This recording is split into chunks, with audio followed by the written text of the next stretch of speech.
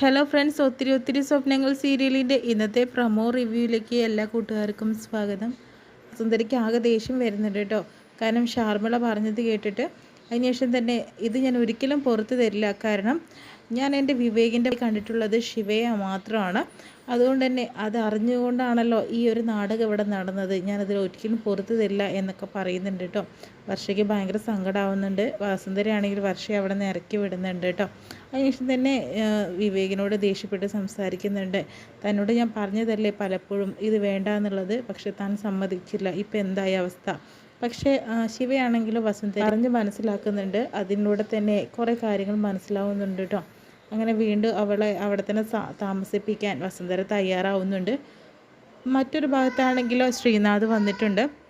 ശ്രീനാഥിന് ചിലപ്പോൾ കുറച്ച് ഓർമ്മകൾ നഷ്ടപ്പെടുന്നുണ്ടെങ്കിൽ പോലും അയാൾ ഒരിക്കലും വർഷയെ മറന്നിട്ടില്ല കേട്ടോ.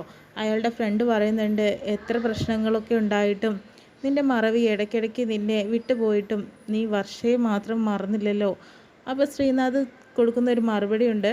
കാരണം അങ്ങനെ മറന്നു പോകാനല്ല ഞാൻ അവളെ സ്നേഹിച്ചത്, എന്നെ സ്വന്തമാക്കാൻ വേണ്ടിയിട്ടാണെന്നൊക്കെ പറയുന്നു കേട്ടോ. ശ്രീനാഥ് ഇപ്പോഴും വർഷയ്ക്ക് വേണ്ടി കാത്തു നിൽക്കുകയാണ്.